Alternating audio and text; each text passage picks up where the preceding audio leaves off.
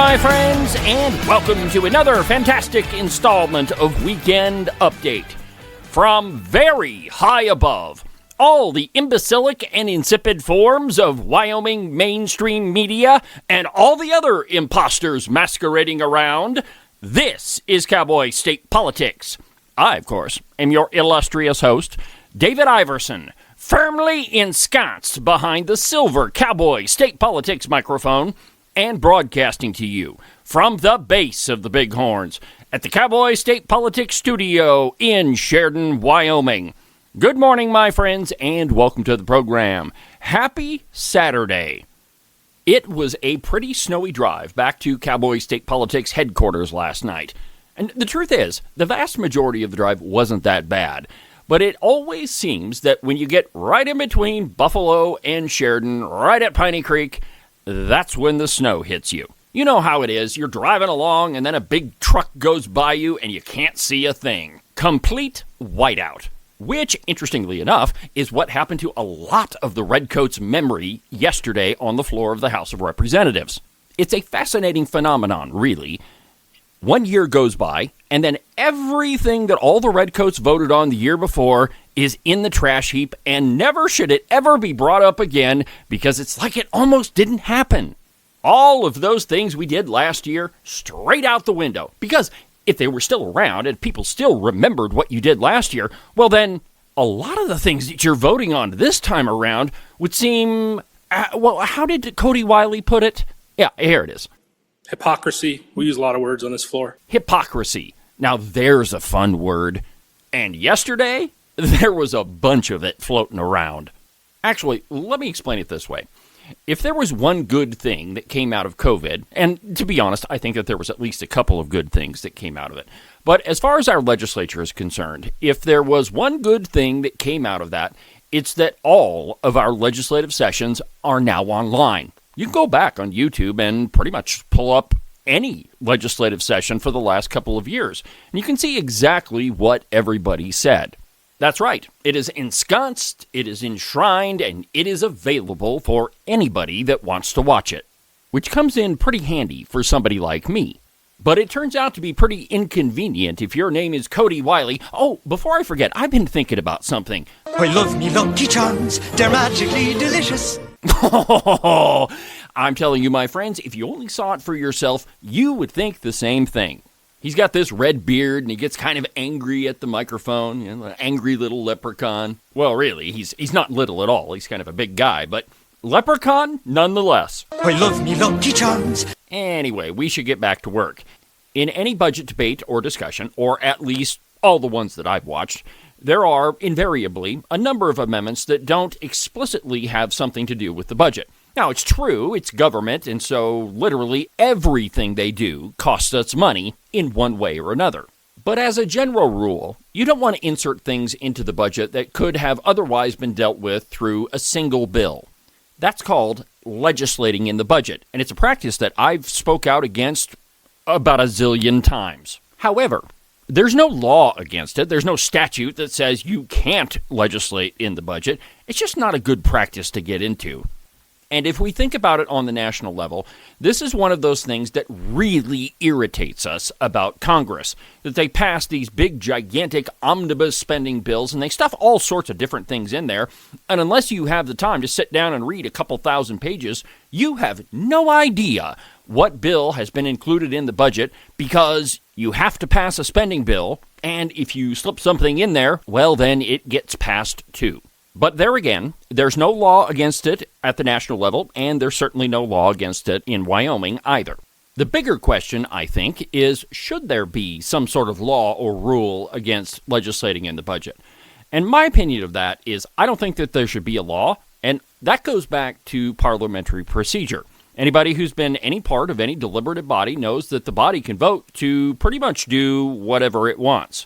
Even if you have rules, the legislature can vote to suspend the rules and do what they want. And here's why. Even though I don't like the practice, I think that budget bills should be just that, budget bills. But there are situations where you've exhausted all other options, that you've tried to pass a bill, that one failed, and the only option you have left to deal with a pressing situation is to try to put it in the budget. The budget, at least this time around, is House Bill 1. It's just that. It's a bill. And it happens to be one of the only omnibus bills that exist in the Wyoming legislature. There are a couple of them. There's the budget, there's the omnibus water bill, and then there's the feed bill. All of them contain a variety of different things. In fact, they contain a whole list of stuff that a lot of us probably haven't even heard of before. And over the years, I've seen a lot of attempts to include a lot of different stuff in the budget that probably should have been brought as a bill from the very beginning.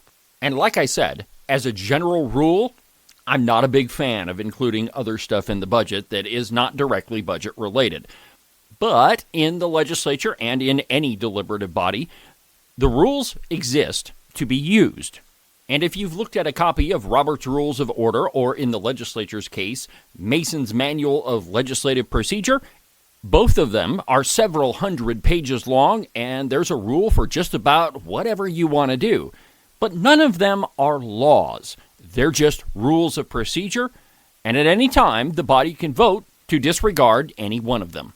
If you've got the votes, you can pretty much do whatever you want. Allow me to illustrate. Last Thursday, during Committee of the Whole, there was a really long debate happening over House Bill 282. That's the acquisition value bill that we've been talking about for several years. As is typically the case, at some point, all of the arguments become very repetitive.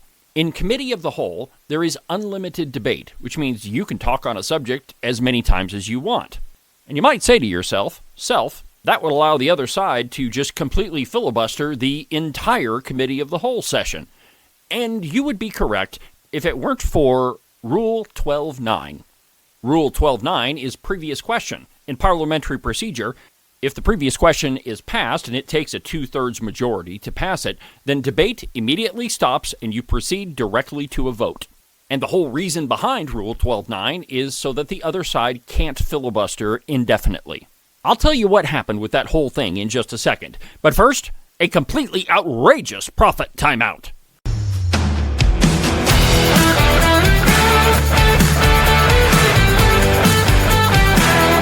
Cowboy State Politics is brought to you by Honor Wyoming. Concerned about the future of Wyoming, but unsure how to help?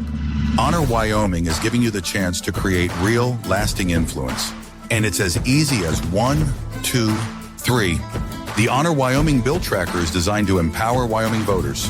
We're cutting through the noise and equipping you with all the info you need to keep tabs on Wyoming lawmakers, as well as the tools to take action on the issues that matter to you most. Keeping a close eye on key legislation in Cheyenne, we've made it easy to stay informed by providing real-time bill updates and timely take action alerts. Our one-click links make it easy to email key lawmakers at the right time. All you have to do is click and your voice will be heard, ensuring lawmakers are listening to the people they serve year-round. Protecting the Wyoming way isn't a spectator sport, and voting is only half the story. Get involved today and do your part. With the Honor Wyoming Bill Tracker, it's as easy as 1, 2, 3. Cowboy State Politics is also brought to you by the Buffalo Wool Company. On my trip home last night in the middle of the frozen waste, I had a lot to worry about, like running off the road, but the one thing that really didn't concern me is my feet. That's because I was wearing a pair of socks from the Buffalo Wool Company. They are the finest socks that I've ever put on my feet. To get you a pair, go to their website, thebuffalowoolco.com.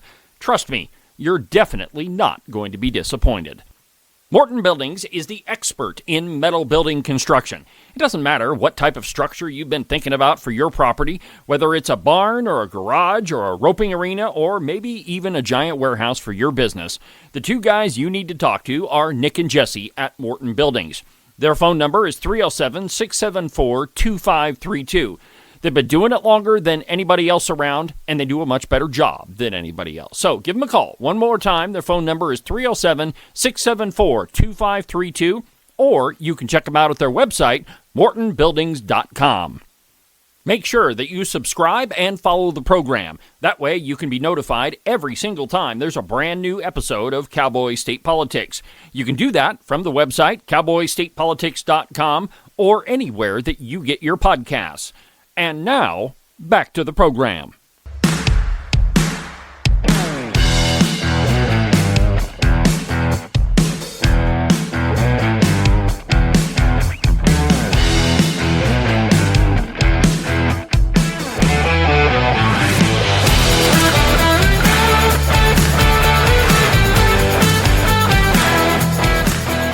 So on Thursday, during Committee of the Whole debate on House Bill 282, this happened.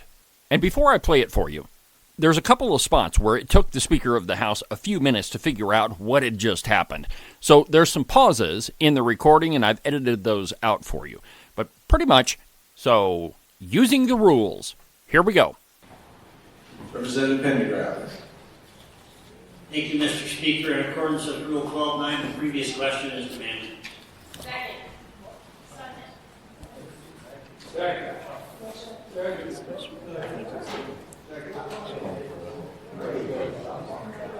Hang on, ladies and gentlemen. Hold on.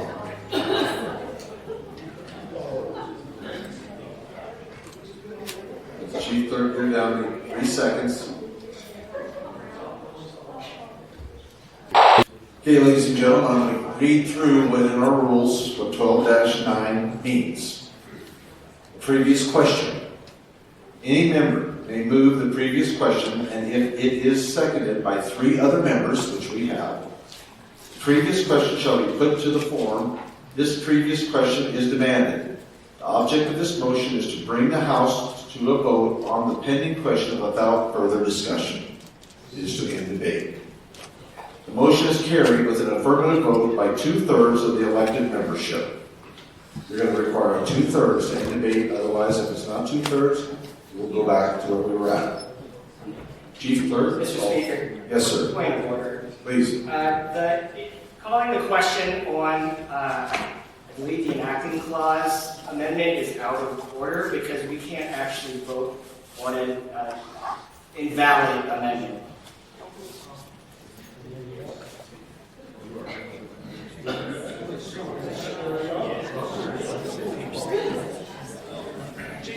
So, Mr. Speaker, if I could clarify. Yeah, no, please proceed. Now, So- Representative Young, I believe you are right. This is on the, that's right. This is on the enacting clause, so please proceed. So, Mr. Speaker and body, the enacting clause is basically, we do deal with this a little different than the Senate does. The enacting clause is basically a fiction that we use to debate the entire bill, but because you can't have an amendment that makes a bill not do anything, which is what a delete the enacting clause would actually do if it were enacted. The amendment is actually not something we can vote on because it would, again, make a bill inactive. That's why it's withdrawn at the end of debate. Given our rule is not really set up to deal with calling 12-9 on a delete the enacting clause amendment, maybe it's something that we can consider a rule amendment in the future, but I do believe it's out of order as our rules are set up. Well, that's right. I don't need to say it. It's true. All right, then, ladies and gentlemen. That motion was out of order. That motion was ruled out of order. So, Representative Pendergraft? Mr. Speaker, I'd like to call it a rules. On what grounds, Representative Pendergraft? We're in the middle of something here tonight. All right, hang on.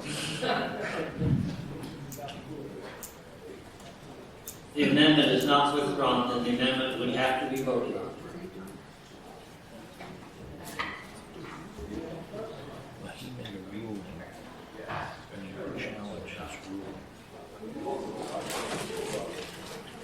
Yeah, rules come to the front. Let's get this sorted out. Ladies and gentlemen, everyone else stand at ease briefly here. Let's see if we can get this worked through and get a resolution. Hang on. So what happened is our pal, Representative Pendergraft, called the previous question, and Representative Mike Yin made a valiant effort to try to argue how that motion was out of order. But in Robert's Rules and in Mason's Manual of Legislative Procedure, that motion is not debatable. So the end of it is they called a Rules Committee, and here's what happened afterwards. We do have a motion on the floor. We have received the motion and the proper number of seconds. The motion that we are going to have to deal with is a 2/3 requirement that will end debate on the current amendment.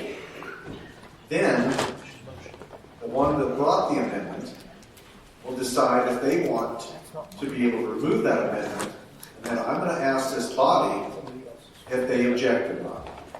If they object to the removing of the amendment, then there will be a vote. And that vote will be a simple majority vote as to whether or not the amendment has been removed. So I believe my understanding. And so, ladies and gentlemen, Chief Clerk, she's going to prepare here, and we're going to take a roll call vote. In order to end debate, it's required a 2/3. So the end of this is previous question was passed, they got their 2/3 majority, debate stopped, and the amendment was removed. In all my years watching the legislature, this is the first time I've ever seen anyone call the previous question. But it's in the rules, and it's meant to be used on certain occasions. Now let's go back to this whole legislating in the budget question. There isn't a law preventing it. There isn't even a rule that prevents it. It's just a practice that's frowned upon. And I'll say it again, it's a practice that I really don't like. But there's nothing that says you can't do it, and it's not something that all of the Redcoats haven't attempted to do. So that brings us to last night in the House of Representatives. It has been long known that the Legislative Service Office filters emails from grassroots organizations, and individuals for that matter. I personally have sent emails to legislators only to find out that they were never received. And when I compared my sent email box to that of the legislator, it was pretty obvious. So anyway, Representative Nina Weber brought an amendment to the budget to force the Legislative Service Office to reveal all of the domains and IP addresses of those organizations and individuals who had blocked emails in the Wyoming legislature. To put it simply, after the amendment was moved, the Redcoats lost their collective minds. Now, in any compilation of sound bites, in this session at least, we should probably begin with Representative Cody Wiley. I love me Lucky Charms. Hypocrisy. We use a lot of words on this floor. Now, in all fairness, he didn't say that in reference to legislating in the budget. That was later in the session. It just fits so well. But anyway, here's what Representative Cody Wiley I love me Lucky Charms. had to say about legislating in the budget. And then above and beyond everything else, we don't legislate through the budget. Bring a bill. We can hear it next year. And then there's Lloyd Larson. When we can't legislate and change statutes in the budget bill. And so as valid of concern, and I'm sure the bringer of this feels very passionate that it is, and I respect that, and others not, but we just can't do it in the budget bill. He sounds pretty emphatic about it, doesn't he? And then there's Martha Lawley. Listen to this. The fact that we do not legislate in the budget, and I agree that this doesn't even have anything to do with the executive branch. And of course, who could forget Andrew Byron? I just love him. A revision to a statute. A revision to a statute. Something along those lines. I might not be perfectly correct. In a supplemental budget. He seems pretty offended, doesn't he? And then there's Landon Brown. And by the way, it's been 1,480 days since Landon Brown agreed to an interview on cowboy state politics and then didn't show up. Here's what he thinks about legislating in the budget. He definitely would never do that. But number two, the fact that this is a budget for our executive and judicial branch. We don't dictate to our Legislative Service Office in our executive and judicial branch budget. No, we definitely don't do any of that. Never, ever would they legislate in the budget. Oh, how our memories fade. How long ago it was since the last legislative budget session. Turns out that all of those people, including Cody Wiley, I love me Lucky Charms, did exactly that, almost exactly 1 year ago yesterday. Allow me to direct your attention to 2024 House Bill 1, third reading amendment number 3. And I quote, "Of this general fund appropriation, $250,000 is appropriated for reimbursement of expenses for Wyoming's delegation to a convention of states under the provisions of Article 5 of the United States Constitution, if such a convention is called during the period beginning July 1st, 2024, and ending June 30th of 2026. In other words, it's a backdoor attempt at an application to the Convention of States, because if you've funded a delegation to it, it means that you intend to go." And the list of representatives that legislated in the budget, at least the ones that are still around, and as it relates to this specific amendment, there were others, but on this one it is, and I quote, Representatives Landon Brown, Andrew Byron, Steve Harshman. Oh, I forgot to play a soundbite of him. Here's what our pal, the former Redcoat Speaker of the House, Steve Harshman, had to say about legislating in the budget from yesterday. Briefly, and I applaud the bringer of the amendment. It's what I'd call a push on the system on this. We used to call this, when we consider these type of amendments, we look at our staff and say, red light, yellow light, green light, on whether we're trying to legislate in the budget. This is not a green light.